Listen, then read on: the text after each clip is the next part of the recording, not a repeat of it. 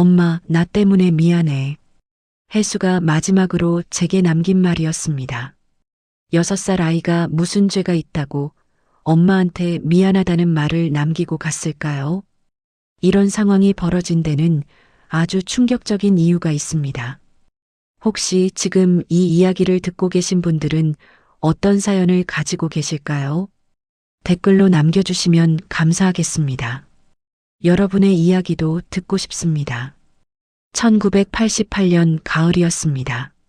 저는 33세 나이로 이 집에 들어왔습니다. 본처가 있고 17살 서진이와 14살 서희가 있는 집이었습니다. 성만 씨는 공단 관리직으로 일하며 그럭저럭 살만한 형편이었고 저는 그저 가난한 식당 종업원이었습니다. 아들 낳으면 같이 살게 해줄게. 성만 씨가 제게 한 말이었습니다. 본처 영순 씨는 딸만 둘을 낳았고 성만 씨는 아들을 원했습니다. 그 시절엔 그런 일이 드물지 않았습니다. 저는 선택의 여지가 없었습니다. 혼자 살아가기에도 벅찬 세상이었고 성만 씨는 적어도 책임은 지겠다고 했으니까요. 혜수를 낳았을 때 영순 씨의 얼굴을 저는 평생 잊을 수 없을 겁니다. 산후조리원 복도 끝에서 유리창 너머로 아기를 보던 그분의 표정이었습니다. 미움과 체념과 안도가 한꺼번에 섞인 말로 표현할 수 없는 얼굴이었습니다. 저는 그때 알았습니다. 이 집에서 저는 영원히 그림자로 살아야 한다는 것을요. 집은 좁았습니다. 방 3개에 부엌 하나. 안방은 당연히 영순 씨와 성만 씨가 썼고 큰 방은 서진이와 서희가 함께 썼습니다. 저와 혜수는 작은 방, 아니 작은 방이라 부르기도 민망한 창고 같은 공간을 받았습니다. 이불 2채 깔면 발 디딜 곳이 없는 그런 방이었습니다. 밥은 우리 먹고 남은 거 먹어. 설거지는 내가 다 해. 빨래도 내가 해. 청소도. 그리고 애 울리지 마. 시끄러워.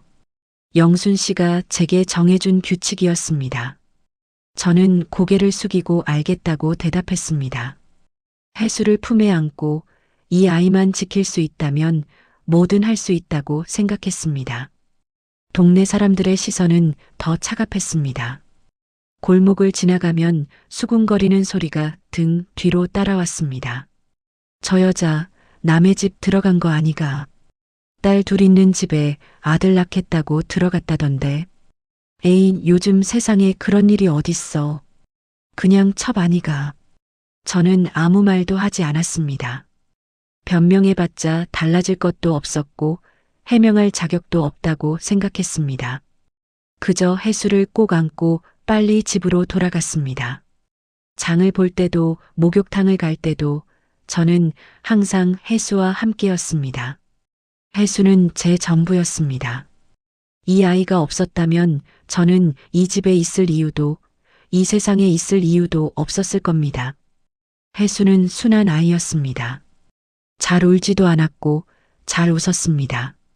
제가 힘들어하면 어린 손으로 제 볼을 쓰다듬어 주기도 했습니다. 엄마, 괜찮아? 4살도 안 된 아이가 엄마를 걱정하는 모습을 보면 저는 눈물을 참느라 입술을 깨물곤 했습니다. 이 아이 앞에서만큼은 강한 엄마이고 싶었습니다. 저는 새벽 5시에 일어났습니다. 가족들이 일어나기 전에 밥을 짓고 국을 끓이고 반찬을 차려야 했습니다. 영순 씨는 제가 만든 음식을 먹지 않으려 했지만 성만 씨가 먹으니 어쩔 수 없이 같이 먹었습니다. 식탁에서 저는 항상 구석 자리였습니다. 가족들이 다 먹은 후에야 저와 혜수가 남은 음식을 먹었습니다. 혜수는 불평하지 않았습니다. 오히려 제게 반찬을 더 주려고 했습니다. 엄마, 이거 맛있어. 엄마 먹어. 혜수가 먹어. 엄마는 배불러. 거짓말이었습니다. 저는 늘 배가 고팠습니다. 하지만 혜수가 잘 먹는 모습을 보면 배부른 것 같았습니다.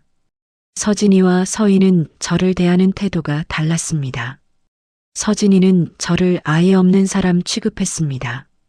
눈을 마주치지도 않았고 말을 걸지도 않았습니다. 차라리 그게 편했습니다. 서희는 달랐습니다. 서희는 저를 보면 노골적으로 얼굴을 찡그렸습니다. 혜수를 보면 더 심했습니다. 저 애는 왜 우리 집에 있는 거예요? 식탁에서 서희가 성만 씨에게 물었습니다. 성만 씨는 난처한 표정으로 서희를 타일렀습니다. 서희야, 그런 말하는 거 아니야. 왜요?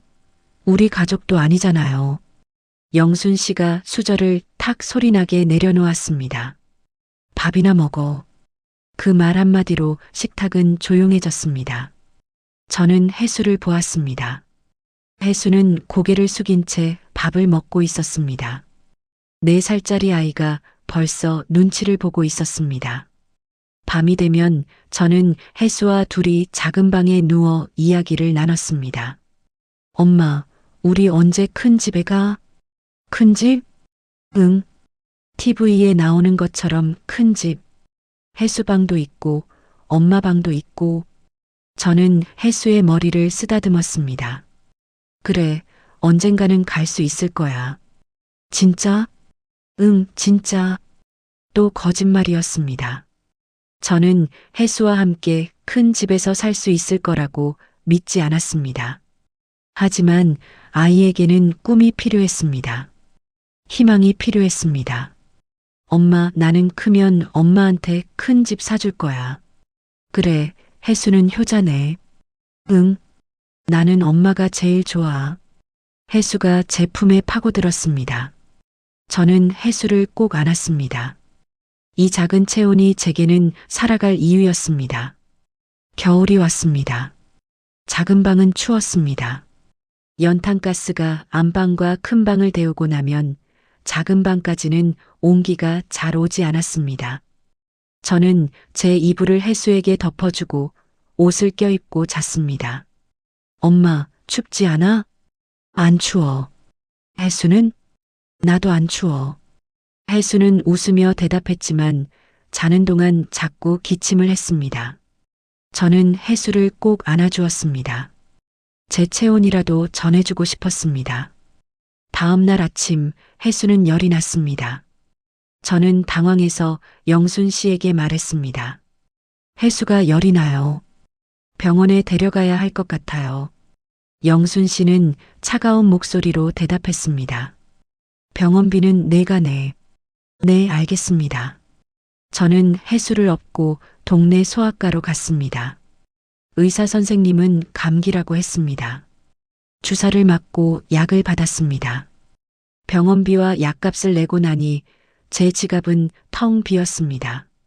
집으로 돌아오는 길 혜수가 제 등에서 말했습니다. 엄마, 미안해. 왜? 내가 아파서. 아니야, 혜수 잘못 아니야. 사람은 아플 수 있는 거야. 그래도 엄마 돈 많이 들어가잖아. 저는 걸음을 멈추고 혜수를 내려놓았습니다. 무릎을 꿇고 혜수와 눈을 맞추었습니다.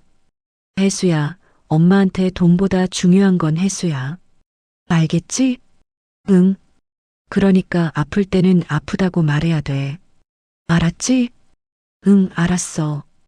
혜수가 고개를 끄덕였습니다. 저는 혜수를 다시 업고 집으로 향했습니다. 봄이 오고 혜수는 5살이 되었습니다. 동네 놀이터에서 다른 아이들과 놀 때가 많아졌습니다. 저는 벤치에 앉아 혜수를 지켜보았습니다. 그런데 다른 엄마들이 자기 아이들을 데리고 가는 모습을 보았습니다. 혜수와 놀지 말라는 듯이 아이들의 손을 잡아 끄는 모습들이었습니다. 우리 민수야, 저 애랑 놀지 마. 왜요, 엄마? 그냥 저의 엄마가 좀 그래. 저는 주먹을 꽉 쥐었습니다. 어른들의 편견이 아이에게까지 미치는 것이 너무 괴로웠습니다. 혜수는 아무 잘못도 없는데 말입니다. 혜수는 혼자 그네를 탔습니다. 친구가 없어도 혼자서 웃으며 놀았습니다. 그 모습이 저는 더 아팠습니다. 혜수야, 집 가자. 벌써? 조금만 더 놀다 갈래. 그래, 조금만 더. 저는 혜수가 웃는 모습을 더 보고 싶었습니다. 이 아이가 행복한 모습을 더 많이 보고 싶었습니다. 여름이었습니다. 장마가 시작되었습니다. 작은 방에 비가 샜습니다. 저는 대야를 갖다 놓고 물을 받았습니다. 밤새 똑똑 떨어지는 물소리를 들으며 잠을 청했습니다. 엄마, 비 온다. 응, 비 오네. 나는 빗소리 좋아. 그래. 응. 엄마랑 같이 있으니까 더 좋아. 혜수는 제 품에서 잠들었습니다. 저는 혜수의 숨소리를 들으며 생각했습니다. 이 아이에게 더 나은 삶을 줄 수 있을까? 이 아이가 당당하게 살 수 있는 세상을 만들어줄 수 있을까? 저는 답을 몰랐습니다. 하지만 포기하고 싶지 않았습니다. 혜수가 있는 한 저는 계속 살아갈 것이고 계속 버틸 것이었습니다. 가을이 다시 왔습니다. 혜수는 6살이 되었습니다. 내년이면 학교에 갈 나이였습니다. 저는 혜수가 학교에 가는 모습을 상상하곤 했습니다. 책가방을 메고 친구들과 함께 웃으며 학교에 가는 모습을요. 엄마, 나 학교 가면 공부 열심히 할 거야. 그래, 우리 혜수 똑똑하니까 잘할 거야.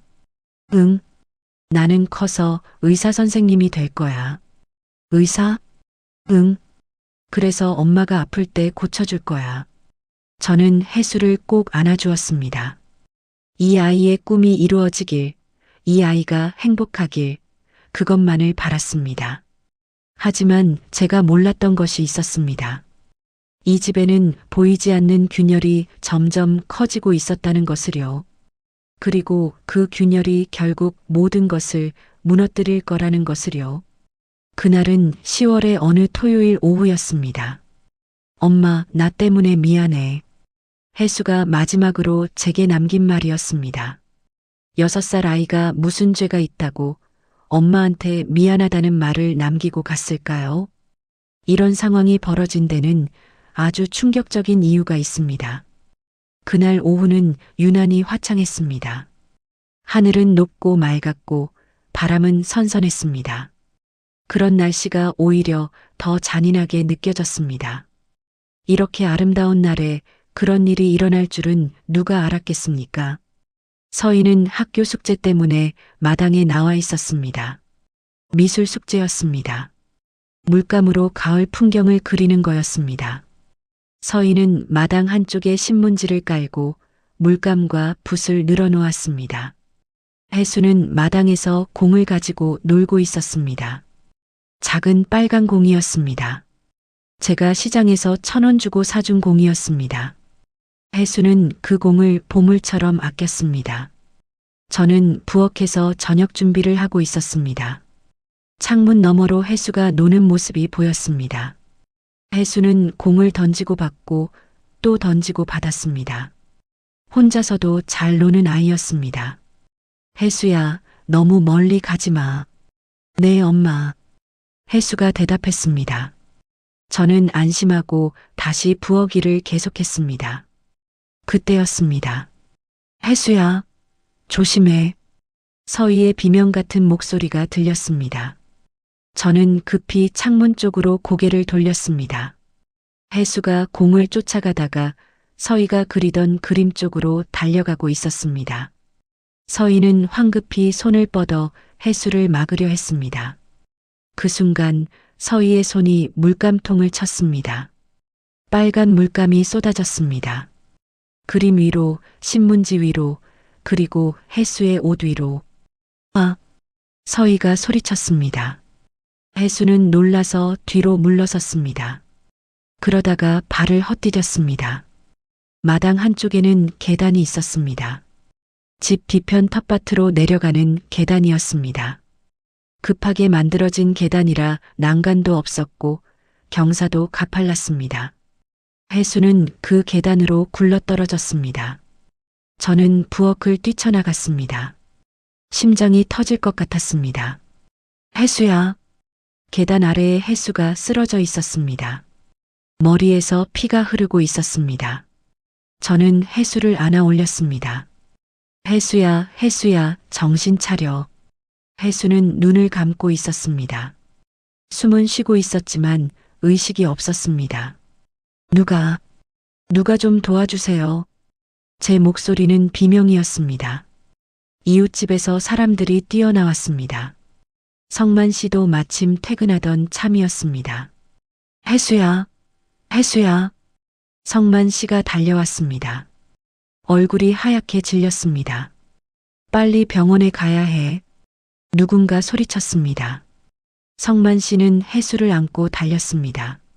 저는 그 뒤를 따라갔습니다. 신발도 제대로 신지 못한 채였습니다. 동네 병원까지 뛰어갔습니다. 의사 선생님이 혜수를 보더니 고개를 저었습니다. 큰 병원으로 가셔야 할 것 같습니다. 빨리요. 다시 택시를 잡아탔습니다. 시내 큰 병원까지는 30분이 걸렸습니다. 그 30분이 30년처럼 느껴졌습니다. 저는 혜수를 안고 있었습니다. 혜수의 체온이 점점 식어가는 것 같았습니다. 혜수야, 엄마 여기 있어.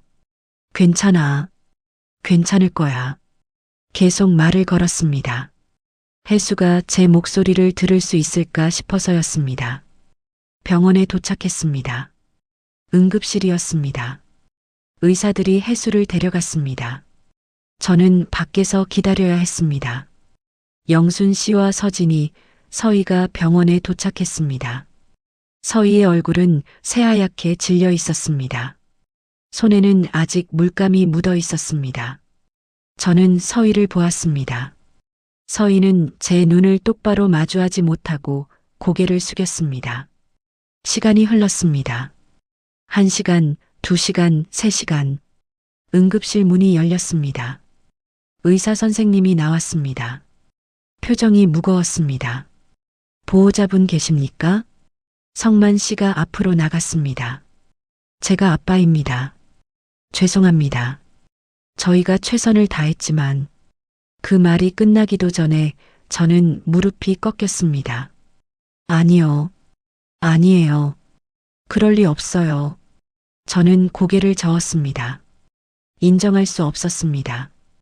머리 외상이 심했습니다.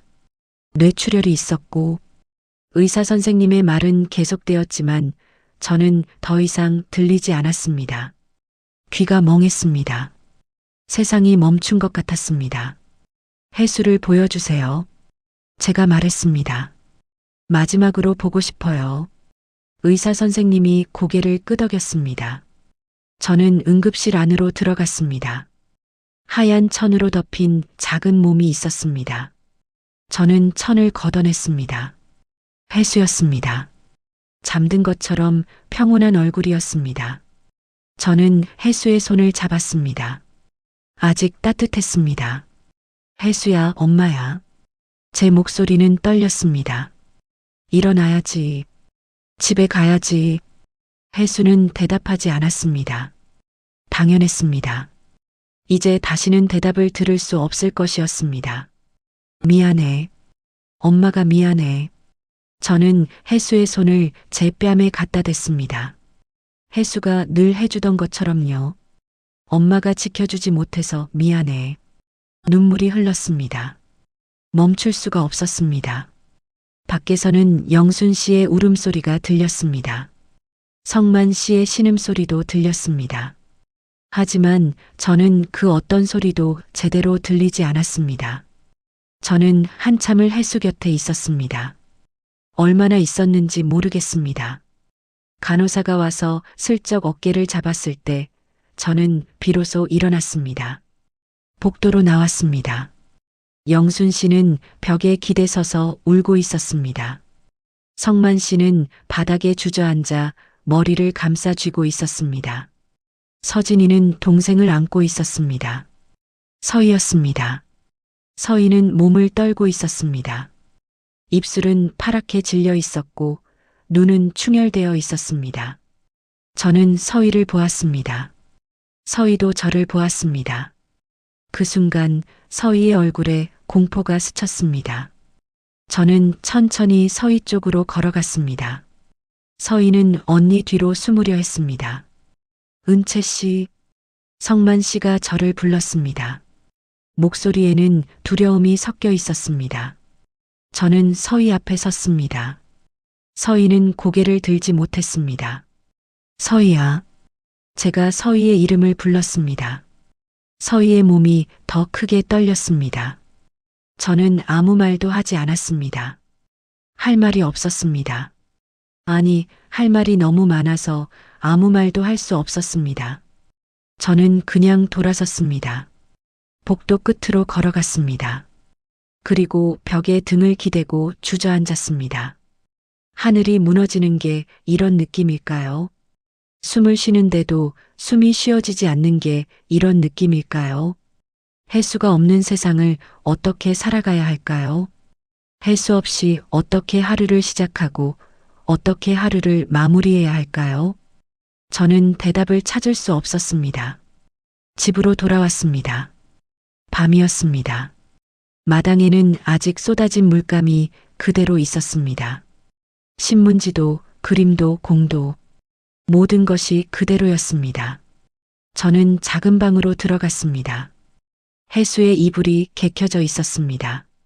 아침에 제가 갠 그대로였습니다. 해수의 옷가지들도 해수의 장난감들도 그날 밤 저는 잠들지 못했습니다. 서희의 눈물 젖은 얼굴이 자꾸만 떠올랐습니다. 해수를 잃은 제 고통만큼이나 서희도 고통받고 있었습니다. 어쩌면 서희의 고통은 더 깊을지도 모른다는 생각이 들었습니다. 저는 해수를 잃었지만 해수는 제게 사랑만을 남겼습니다. 하지만 서희는 평생 죄책감과 함께 살아가야 했습니다. 14살 아이가 감당하기엔 너무 무거운 짐이었습니다. 새벽이 밝아왔습니다. 저는 일어나 부엌으로 갔습니다. 해수가 없는 첫 줄을 지나며 저는 다시 밥을 짓기 시작했습니다. 손이 익숙하게 움직였지만 마음은 여전히 텅 비어 있었습니다. 밥을 하면서 문득 생각했습니다. 해수라면 이 상황에서 뭐라고 했을까요? 해수는 늘 착한 아이였습니다. 누구도 미워하지 않는 아이였습니다. 엄마, 괜찮아? 언제나 저를 걱정하던 해수였습니다. 그 아이가 지금 이 상황을 본다면 틀림없이 제게 말했을 겁니다. 엄마, 서희 누나 걱정해줘. 그렇게 말했을 것 같았습니다. 밥이 다 되었습니다. 식탁을 차리는데 서희가 방에서 나왔습니다. 서희는 저를 보더니 얼어붙었습니다. 눈이 퉁퉁 부어 있었습니다. 어젯밤 내내 운 것 같았습니다. 서희야. 제가 먼저 말을 걸었습니다. 서희는 놀란 듯 저를 보았습니다. 밥 먹어. 학교 가야지. 저는 서희가 말을 더듬었습니다. 괜찮아. 와서 먹어. 저는 서희에게 자리를 권했습니다. 서희는 조심스럽게 식탁에 앉았습니다. 온몸이 긴장한 것처럼 굳어 있었습니다. 저는 서희 앞에 밥그릇을 놓았습니다. 국도 떠서 놓았습니다. 서희는 숟가락을 들었다 놓기를 반복했습니다. 먹어. 학교 가려면 먹어야지. 제가 다시 말했습니다. 서희는 천천히 밥을 입에 넣었습니다. 눈물이 밥그릇에 뚝뚝 떨어졌습니다. 저는 서희를 보며 생각했습니다. 이 아이를 미워한다고 해수가 돌아오는 건 아니었습니다. 이 아이를 벌한다고 제 고통이 줄어드는 것도 아니었습니다. 그렇다면 남은 건 무엇일까요? 계속 이렇게 고통 속에서 살아가는 것일까요? 아니면 뭔가 다른 길을 찾는 것일까요? 저는 답을 몰랐습니다. 하지만 한 가지는 확실했습니다. 해수는 제가 미움 속에 사는 걸 원하지 않을 거라는 것이었습니다. 그날 저녁 영순 씨가 제 방문을 두드렸습니다. 은채 씨, 들어가도 돼요? 네. 영순 씨가 들어왔습니다. 손에는 차 2잔을 들고 있었습니다. 영순 씨는 제 옆에 앉아 차를 건넸습니다. 고마워요. 영순 씨가 말했습니다. 뭐가요? 서희한테 밥 먹으라고 해줘서요. 영순 씨의 목소리가 떨렸습니다. 서희가 일주일 동안 거의 먹지도 자지도 못했어요. 밤마다 악몽을 꾸고 깨어나서는 울고 저도 어떻게 해야 할지 모르겠어요. 영순 씨의 눈에도 눈물이 고였습니다. 서희도 아이예요. 아직 어린아이예요. 이 일을 어떻게 감당하겠어요. 저는 차를 마셨습니다. 따뜻한 차가 목으로 넘어갔습니다. 영순 씨, 제가 말했습니다. 저도 잘 모르겠어요. 어떻게 해야 하는지, 어떻게 살아가야 하는지. 은채 씨, 하지만 한 가지는 알아요. 서희를 미워한다고 혜수가 돌아오진 않는다는 거요. 영순 씨가 고개를 숙였습니다. 그리고 서희도 제 아들 때문에 고통받고 있잖아요. 그게 제일 힘들어요. 혜수 때문에 다른 아이가 아파하는 게. 영순 씨가 저를 보았습니다. 놀란 표정이었습니다. 혜수는 착한 아이였어요. 누구도 아프게 하고 싶어 하지 않던 아이였어요. 그 아이가 지금 이 상황을 보면 틀림없이 제일 속상해 할 거예요. 제 목소리가 떨렸습니다. 그래서 저는 서희를 미워하지 않으려고 해요. 혜수를 위해서라도요. 영순 씨가 울기 시작했습니다. 소리내어 울었습니다. 저는 영순 씨의 등을 토닥였습니다. 그날 밤은 오래 기억에 남을 것 같습니다. 생전 처음으로 영순 씨와 저는 서로의 아픔을 나눴습니다. 며칠이 더 지났습니다.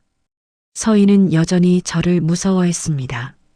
하지만 조금씩 식탁에 나오기 시작했습니다.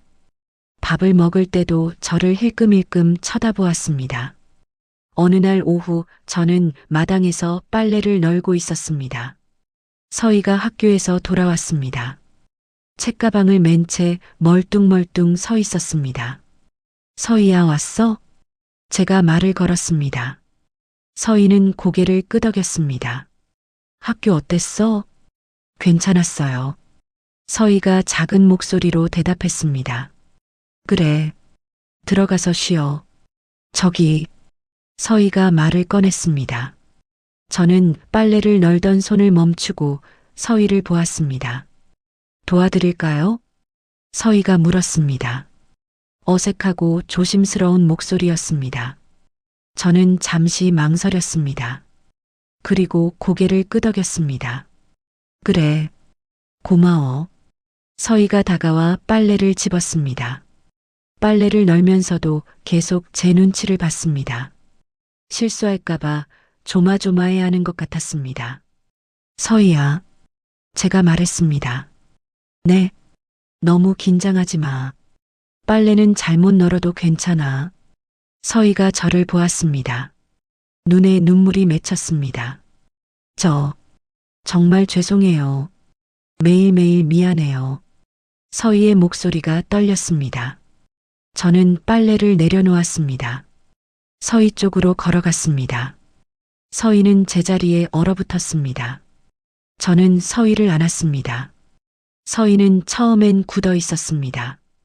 그러다가 조금씩 긴장이 풀리더니 결국 제 품에서 울음을 터뜨렸습니다. 미안해요. 정말 미안해요. 서희가 계속 중얼거렸습니다. 저는 서희의 등을 토닥였습니다. 알아. 내가 일부러 그런 거 아니라는 거 알아. 하지만, 서희야. 저는 서희를 떼어내고 얼굴을 마주 보았습니다. 눈물 범벅인 얼굴이었습니다. 너도 아팠지. 너도 많이 힘들었지. 서희가 고개를 끄덕였습니다. 괜찮아. 나는 널 미워하지 않아. 어떻게 저를 미워하지 않으세요? 제가 혜수는 착한 아이였어. 누구도 미워하지 않는 아이였어. 그 아이가 원하는 건 내가 평생 죄책감에 시달리는 게 아니야.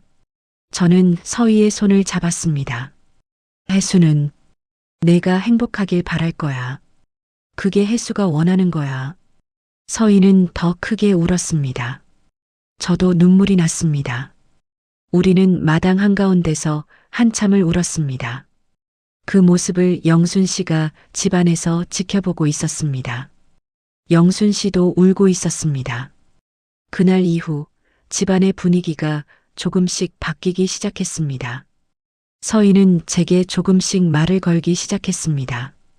영순 씨는 제게 더 자주 차를 끓여 주었습니다.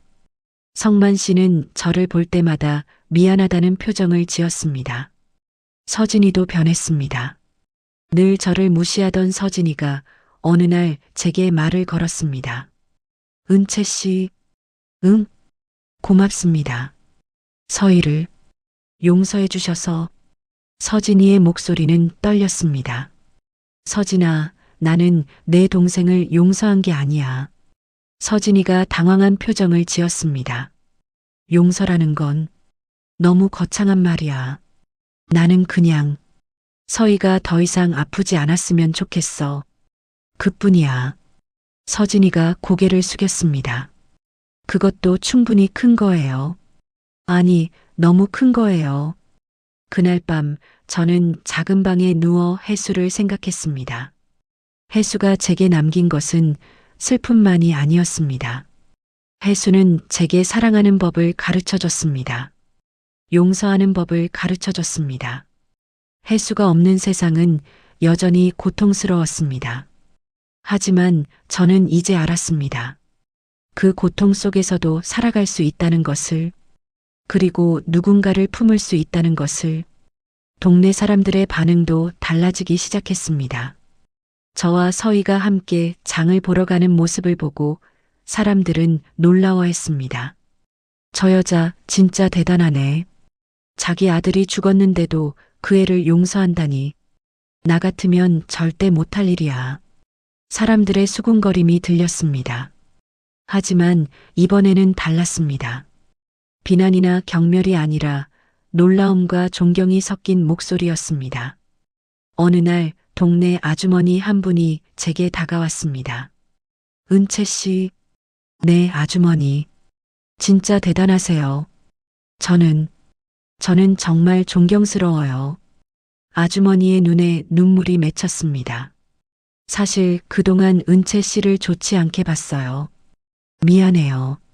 제가 잘못 봤어요. 저는 고개를 저었습니다. 괜찮아요. 저도 이해해요. 아니에요.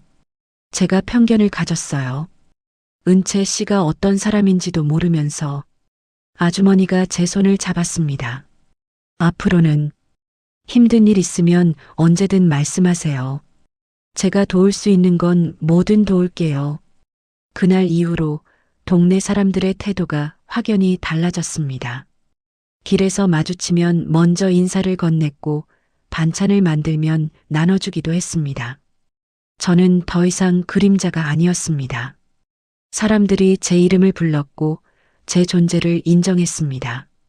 하지만 그 모든 것보다 중요한 건 제 마음이 조금씩 평온해지고 있다는 것이었습니다. 혜수를 잃은 슬픔은 여전했습니다. 아침에 눈을 뜰 때마다 혜수가 없다는 사실이 새롭게 다가왔습니다. 하지만 이제 저는 그 슬픔과 함께 살아가는 법을 조금씩 배워가고 있었습니다. 그리고 그 과정에서 저는 제가 생각했던 것보다 더 강한 사람이라는 걸 알게 되었습니다. 어느 날 저녁 온 가족이 식탁에 둘러앉았습니다. 오랜만에 함께 밥을 먹는 자리였습니다. 성만 씨가 입을 열었습니다. 은채 씨, 네, 고맙소. 정말 고맙소. 성만 씨의 목소리는 떨렸습니다. 성만 씨는 제대로 제 얼굴을 보지도 못했습니다. 이 집안을 지켜줘서 고맙소. 영순 씨도 고개를 끄덕였습니다. 은채 씨가 아니었으면 우리 가족은 산산조각 났을 거예요. 서희와 서진이도 저를 보았습니다. 감사의 눈빛이었습니다. 저는 밥을 먹으며 생각했습니다. 이 식탁에 혜수가 없다는 게 여전히 너무 아팠습니다. 혜수의 빈자리가 너무 컸습니다. 하지만 이제 저는 알았습니다.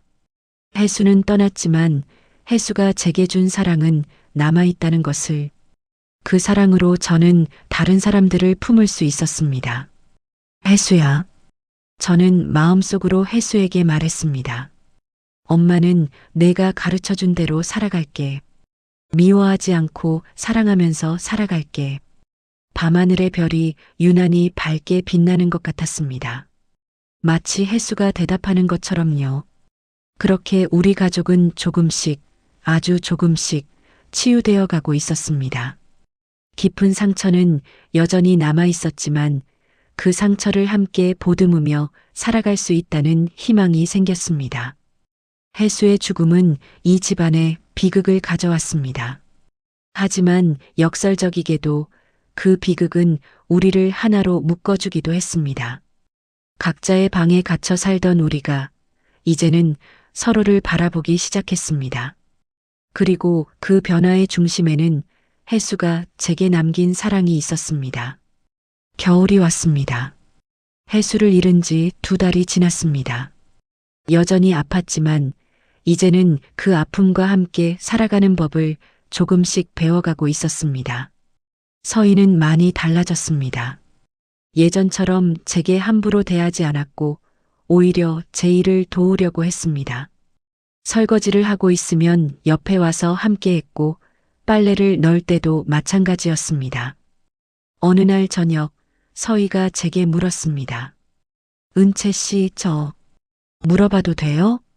그래, 뭐. 혜수는 어떤 아이였어요? 저는 손을 멈췄습니다.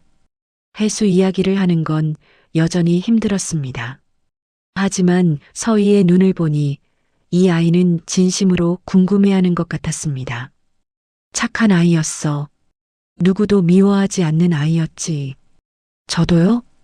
응, 너도. 서희의 눈에 눈물이 맺혔습니다. 혜수는 늘 말했어. 서희 누나는 언젠가 자기랑 친구가 될 거라고. 누나가 자기를 미워하는 게 아니라 그냥 어색해서 그런 거라고. 정말요? 응.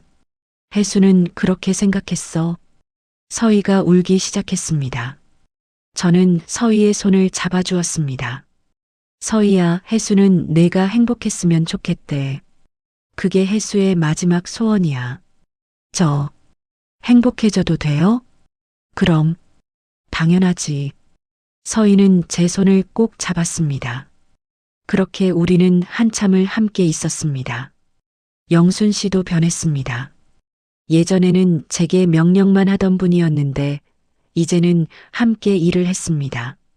김장을 할 때도 장을 볼 때도 영순 씨는 제 옆에 있었습니다. 은채 씨, 이 배추는 어때요? 좋아 보이네요. 그럼 이걸로 할까요? 예전 같으면 상상도 할 수 없는 대화였습니다.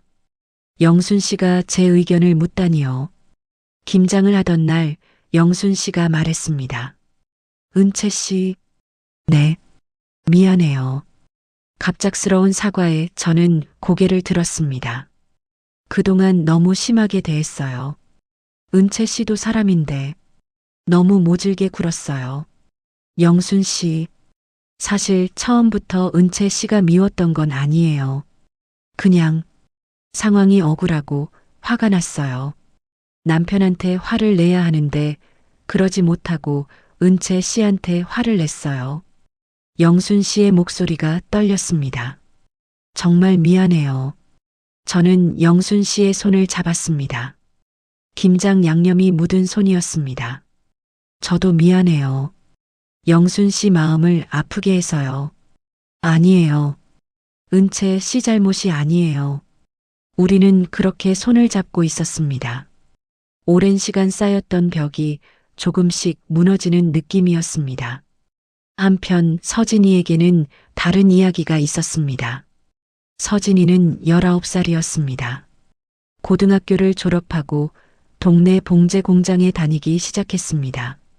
서진이는 일찍부터 철이 들었습니다. 집안 형편이 어려워지면서 대학은 꿈도 꿀 수 없었습니다. 서진이는 불평 없이 공장에 다녔습니다. 엄마, 저 월급 받으면 서희 학원비 낼게요. 서진아, 괜찮아요. 저는 이 일이 좋아요. 서진이는 웃으며 말했지만 그 웃음이 억지스러워 보였습니다. 19살 소녀가 감당하기엔 너무 무거운 짐이었습니다. 봉제 공장은 힘들었습니다. 아침 8시부터 저녁 6시까지, 때로는 잔업까지 했습니다. 손은 늘 재봉틀 기름 냄새가 났고 등은 늘 결렸습니다. 그곳에서 서진이는 민기를 만났습니다. 민기는 20살 청년이었습니다. 같은 공장에서 일했습니다. 재단을 맡고 있었습니다. 민기는 과묵한 청년이었습니다. 말이 많지 않았지만 일을 성실하게 했습니다. 서진이가 힘들어하면 슬쩍 도와주기도 했습니다. 이거 무거울 텐데 제가 옮겨줄게요. 고마워요. 그렇게 시작된 인연이었습니다. 처음엔 그저 같은 공장 동료였지만 시간이 지나며 서로에게 특별한 존재가 되어갔습니다. 점심시간이면 공장 뒤편 계단에 나란히 앉아 도시락을 먹었습니다. 서진이가 싸온 김밥을, 민기가 싸온 주먹밥을 나눠 먹었습니다. 민기 씨 집은 어디예요? 여기서 좀 멀어요. 달동네 쪽이에요. 가족은요? 어머니랑 동생 둘이 있어요. 아버지는 일찍 돌아가셨어요. 민기의 목소리가 낮아졌습니다. 아, 죄송해요. 괜히 물어봤네요. 아니에요. 괜찮아요. 민기가 웃었습니다. 쓸쓸한 웃음이었습니다. 서진 씨는요? 저도 비슷해요. 집안 형편이 어려워서 일찍 일을 시작했어요. 두 사람은 서로의 처지를 이해했습니다. 말하지 않아도 알 수 있었습니다. 가난이 주는 무게를, 어린 나이에 짊어져야 하는 책임의 무게를. 퇴근 후에는 가끔 함께 걸었습니다. 집이 비슷한 방향이었기 때문입니다. 공장 앞 국수집에 들러 칼국수 한 그릇을 나눠 먹기도 했습니다. 제가 살게요. 민기가 지갑을 꺼냈습니다. 아니에요. 제가 살게요. 서진 씨는 이번 달 집에 다 보냈잖아요. 어떻게 알아요?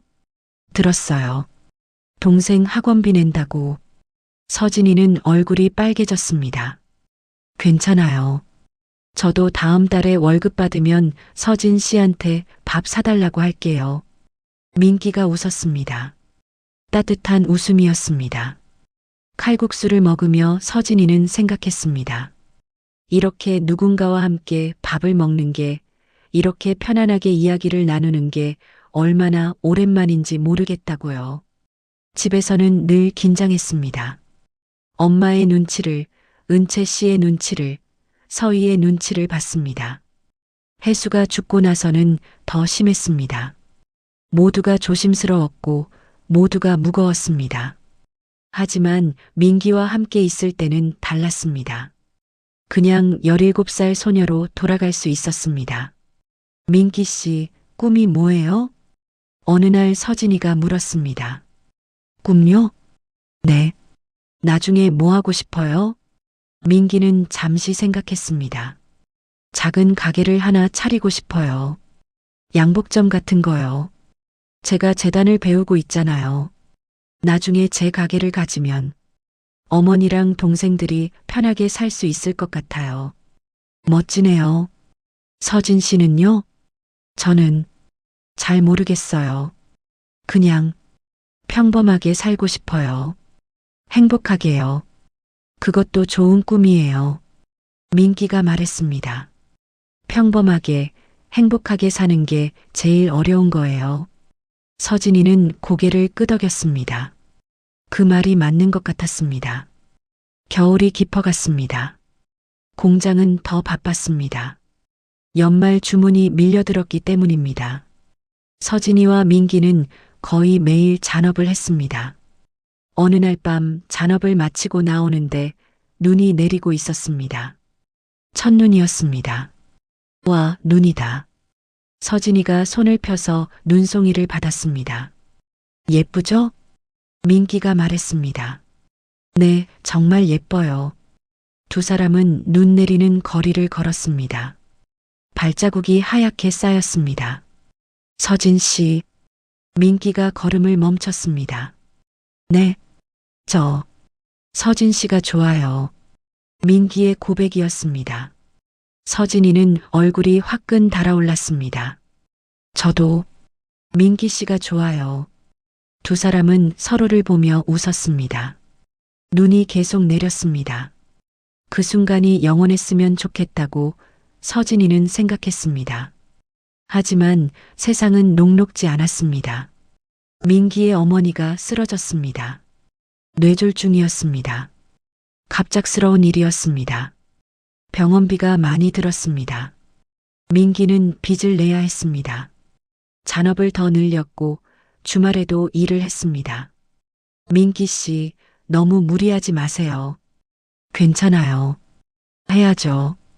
민기의 얼굴은 점점 야위어 갔습니다. 서진이는 안타까웠습니다. 도와주고 싶었지만 자신도 형편이 넉넉하지 않았습니다. 그래도 무언가 하고 싶었습니다. 서진이는 자신의 저금통을 꺼냈습니다. 그동안 조금씩 모은 돈이었습니다. 많지는 않았지만 민기에게 보태주고 싶었습니다. 민기 씨, 네, 이거요. 얼마 안 되지만 어머니 병원비에 보태세요.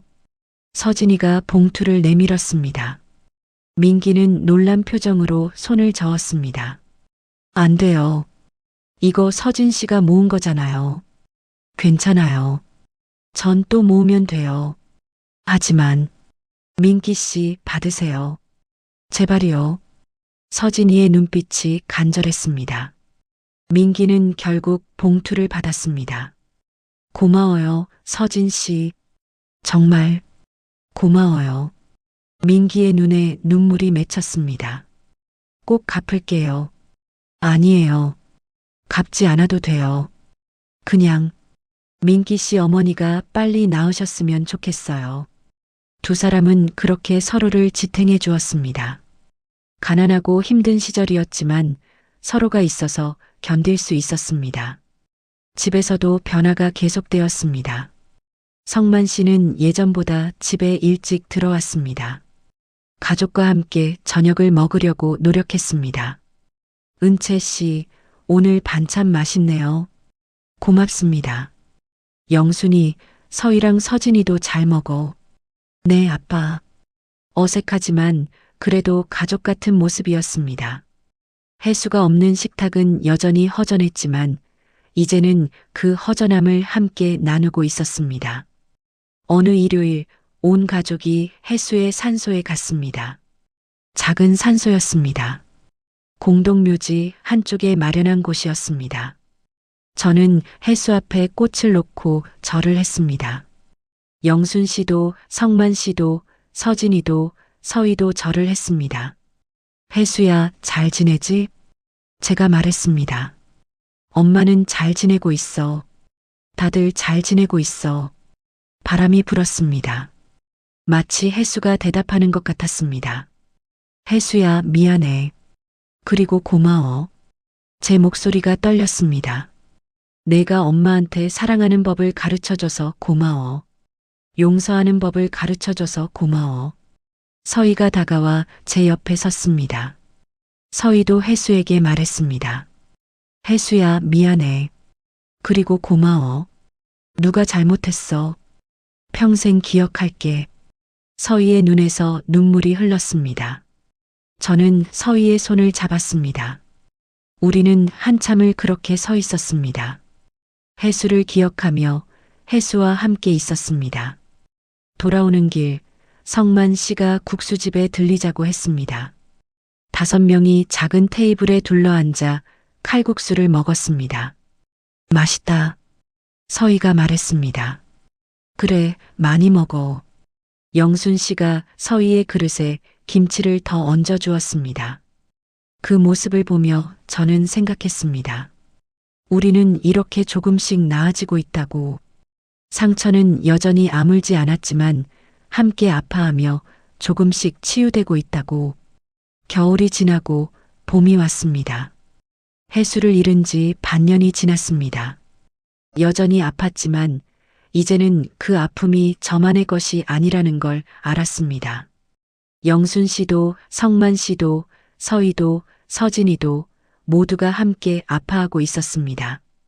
그리고 그 아픔 속에서 우리는 진짜 가족이 되어가고 있었습니다. 1년이 지났습니다. 혜수를 잃은 지 1년이 흘렀습니다.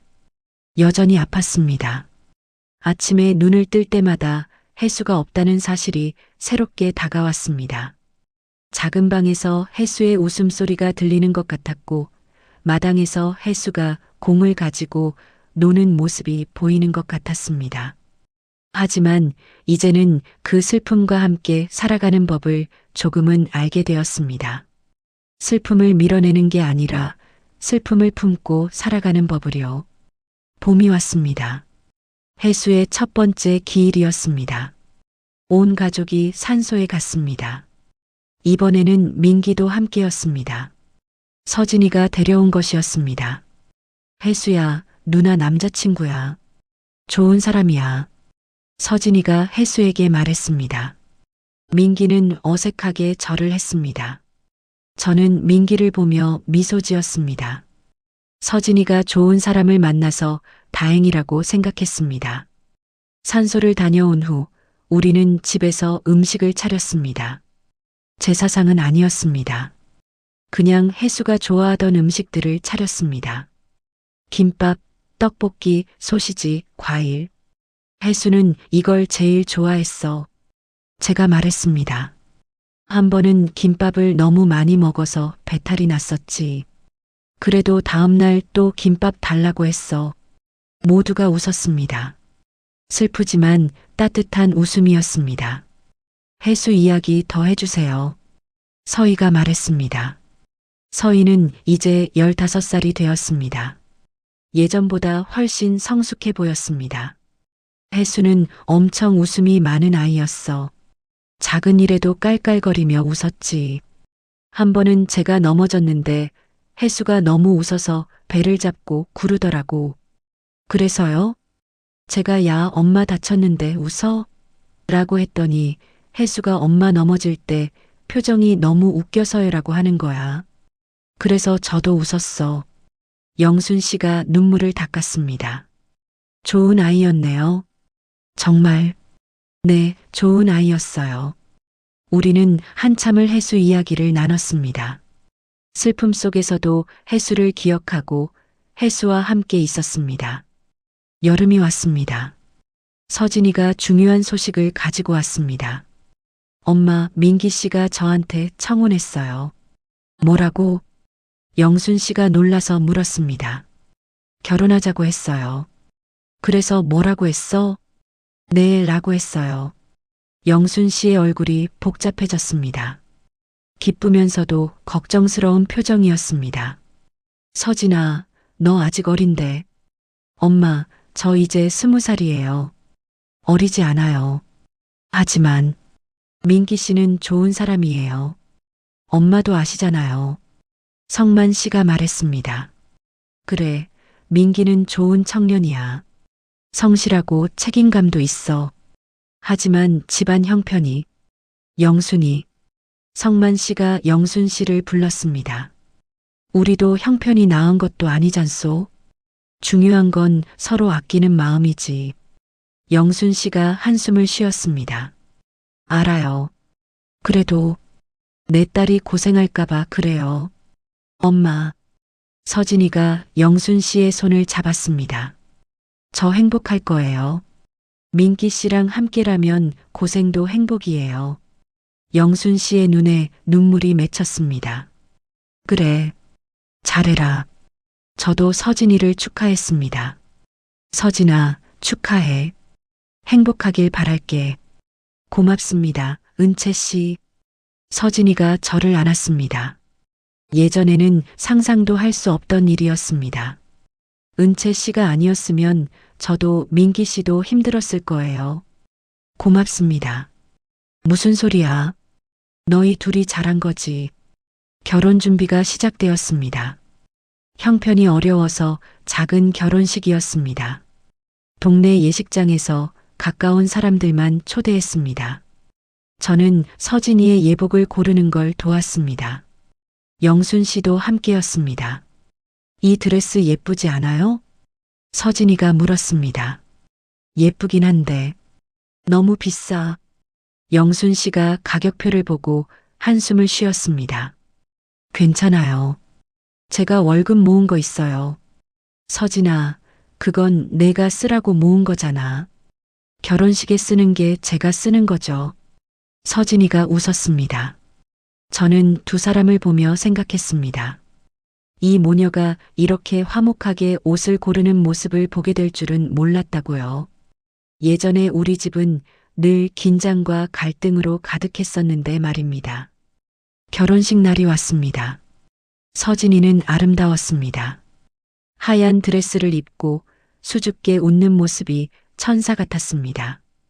민기도 멋있었습니다. 빌린 양복이었지만 민기는 누구보다 멋져 보였습니다.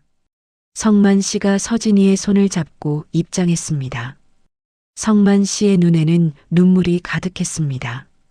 우리 딸, 컸네. 아빠, 울지 마세요. 안 울어. 안 울어. 하지만 성만 씨는 계속 눈물을 닦았습니다. 주례없이 간단한 식이었습니다. 서로 서약을 하고 반지를 끼워 주었습니다. 사랑합니다.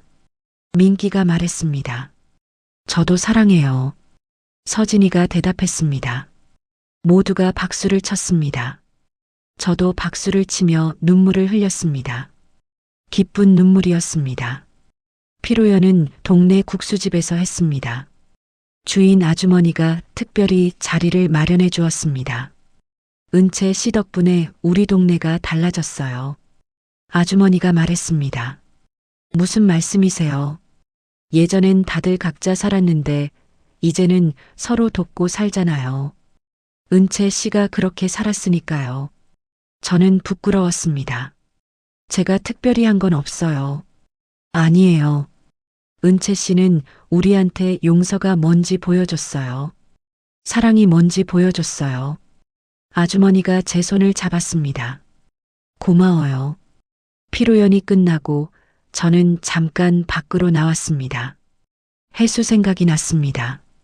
혜수가 있었다면 오늘 얼마나 좋아했을까요? 서진이 언니 결혼식이라고 신나했을 텐데요. 은채 씨, 영순 씨가 뒤에서 불렀습니다. 네. 혼자 있으니까 혜수 생각나죠? 네. 조금요. 영순 씨가 제 옆에 섰습니다. 저도 그래요. 오늘 같은 날이면 더 생각나요. 영순 씨, 은채 씨, 영순 씨가 저를 보았습니다.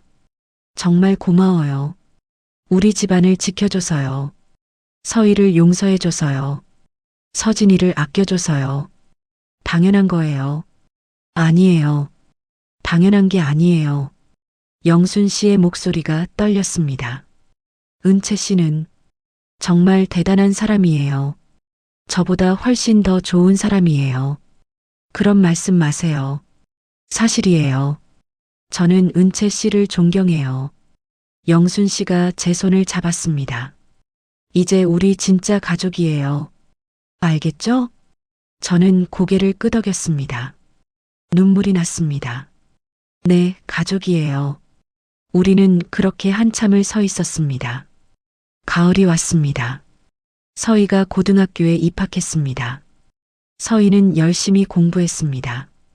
꿈이 생겼기 때문입니다. 은채 씨, 저 선생님이 되고 싶어요. 선생님? 네. 아이들을 가르치는 선생님이요. 왜? 혜수 같은 아이들을 돌보고 싶어서요. 서희의 눈빛이 진지했습니다. 혜수가 저한테 가르쳐 줬어요. 용서가 뭔지, 사랑이 뭔지. 저도 다른 아이들한테 그걸 가르쳐 주고 싶어요. 저는 서희를 안아주었습니다. 혜수가 좋아할 거야. 분명히. 그럴까요? 응, 그럴 거야. 서희는 정말 열심히 공부했습니다. 성적도 많이 올랐습니다. 선생님들도 서희의 변화에 놀라워했습니다. 서희가 완전히 달라졌어요. 예전엔 무기력했는데 이제는 눈빛이 살아있어요. 담임 선생님이 말했습니다. 집에 무슨 좋은 일이 있나요? 영순 씨는 대답하지 못했습니다. 좋은 일이라고 하기엔 우리가 겪은 일은 너무 슬펐으니까요. 하지만 그 슬픔 속에서 우리는 성장했습니다. 겨울이 다시 왔습니다. 2년이 지났습니다. 서진이는 아기를 가졌습니다. 첫 아이였습니다. 엄마, 은채 씨, 제가 엄마가 돼요. 서진이가 기쁜 목소리로 말했습니다. 축하해, 서진아. 정말 축하해요. 우리는 서진이를 축하했습니다. 새 생명이 온다는 것은 축복이었습니다. 이름은 뭐로 지을 거예요? 제가 물었습니다. 아들이면 해수라고 지으려고요. 서진이가 조심스럽게 말했습니다. 은채 씨 괜찮으시면요. 저는 울컥했습니다. 그래, 그렇게 해. 정말요? 응, 해수가 좋아할 거야. 서진이가 저를 안았습니다. 고맙습니다. 은채 씨, 봄이 왔습니다. 서진이가 아들을 낳았습니다. 건강한 아기였습니다. 이름은 해수예요. 서진이가 말했습니다. 저는 작은 해수를 안았습니다. 따뜻했습니다. 제 아들 해수처럼 따뜻했습니다. 잘 자라라 해수야. 제가 속삭였습니다. 엄마가 지켜줄게. 아기 해수가 제 손을 꼭 잡았습니다. 작은 손이었습니다. 그 순간 저는 느꼈습니다. 제 아들 해수가 돌아온 것은 아니지만 해수의 이름이 계속 이어진다는 것을요. 그리고 해수가 남긴 사랑도 계속 이어진다는 것을요. 은채 씨가 데모가 돼주세요. 서진이가 말했습니다. 내가? 네. 은채 씨가 이 아이를 돌봐주셨으면 좋겠어요. 저는 고개를 끄덕였습니다. 그래. 내가 잘 돌볼게. 온 가족이 모였습니다. 영순 씨, 성만 씨, 서희, 민기, 그리고 작은 해수. 우리는 함께 밥을 먹었습니다. 건배. 성만 씨가 잔을 들었습니다. 우리 가족의 건강과 행복을 위하여. 건배. 우리는 함께 잔을 부딪혔습니다. 식사를 하며 저는 생각했습니다. 이 가족이 여기까지 오기 위해 우리는 얼마나 많은 것을 겪었는지요. 슬픔과 아픔, 미움과 용서, 그 모든 것을 지나왔습니다. 하지만 이제 우리는 진짜 가족이 되었습니다. 피로 맺어진 가족이 아니라 사랑으로 맺어진 가족이요. 밤이 되었습니다. 저는 마당에 나가 달을 보았습니다. 보름달이었습니다. 밝고 둥근 달이었습니다. 해수야. 저는 달을 보며 말했습니다. 엄마는 잘 지내고 있어. 다들 잘 지내고 있어. 달이 밝게 빛났습니다. 내가 떠난 후로 많은 일이 있었어. 슬픈 일도 있었고 기쁜 일도 있었어. 하지만 엄마는 내가 가르쳐준 대로 살고 있어. 바람이 불었습니다. 미워하지 않고 사랑하면서 살고 있어. 내가 원하던 대로. 은채 씨, 서희가 다가왔습니다. 못 주무세요? 응, 조금. 서희가 제 옆에 섰습니다. 저도 해수한테 이야기하고 싶어서 나왔어요. 그래. 네. 해수한테 고맙다고 하고 싶어요. 저를 용서해줘서요. 그리고 은채 씨를 제 곁에 있게 해줘서요. 서희가 달을 보며 말했습니다. 해수야, 고마워. 그리고 미안해. 누나가 잘못했어. 하지만 이제 누나는 잘 살 거야. 내가 자랑스러워할 사람이 될 거야. 저는 서희의 손을 잡았습니다. 해수는 이미 내가 자랑스러울 거야. 그럴까요? 그럼. 넌 정말 많이 성장했어. 서희가 제 어깨에 머리를 기댔습니다. 은채 씨 사랑해요. 나도 사랑해, 서희야. 우리는 그렇게 달빛 아래 서 있었습니다. 상처는 여전히 남아 있었습니다. 아물지 않은 상처들이 많았습니다. 하지만 이제 우리는 그 상처를 혼자 감당하지 않았습니다. 함께 보듬으며 살아갔습니다. 제 아들 혜수는 돌아오지 않았습니다. 하지만 혜수가 남긴 사랑은 여전히 이곳에 있었습니다. 우리 가족 안에, 우리 마을 안에, 그리고 제 마음 속에. 저는 더 이상 그림자가 아니었습니다. 저는 이제 이 가족의 일원이었습니다. 영순 씨도, 성만 씨도, 서희도, 서진이도, 민기도, 작은 혜수도 모두가 제 가족이었습니다. 가난했습니다. 여전히 힘들었습니다. 하지만 우리는 함께였습니다. 서로를 아끼고 서로를 지키며 살아갔습니다. 그것이 제가 배운 것이었습니다. 가족이란 피로 맺어지는 게 아니라 사랑으로 맺어지는 것이라는 것을요. 우리는 집으로 들어갔습니다. 따뜻한 집이었습니다. 영순 씨가 차를 끓이고 있었습니다. 왔어요? 앉아요. 차 마시고 자요. 네. 우리는 함께 앉아 차를 마셨습니다. 아무도 말하지 않았지만 모두가 행복해 보였습니다. 이것이 우리의 이야기입니다. 슬픔에서 시작해 사랑으로 끝나는 이야기입니다. 그림자처럼 살던 여자가 빛이 되는 이야기입니다. 제 아들 혜수는 짧은 생을 살았지만 많은 것을 남겼습니다. 사랑을 남겼고 용서를 남겼고 화해를 남겼습니다. 그리고 저는 그것을 이어갈 것입니다. 혜수가 살아있는 한, 아니, 제가 살아있는 한, 혜수의 사랑은 계속될 것입니다. 달빛이 창문으로 들어왔습니다. 따뜻한 차를 마시며 가족들과 함께 앉아 있는 이 순간이 영원했으면 좋겠다고 생각했습니다. 그리고 저는 알았습니다. 이 순간이 바로 행복이라는 것을요. 은채 씨, 웃고 있네요. 영순 씨가 말했습니다. 네, 행복해서요. 저도요. 영순 씨도 웃었습니다. 서희도 웃었습니다. 우리는 그렇게 함께 웃었습니다. 달빛 아래 차를 마시며 함께 웃었습니다. 이것이 우리의 새로운 시작이었습니다.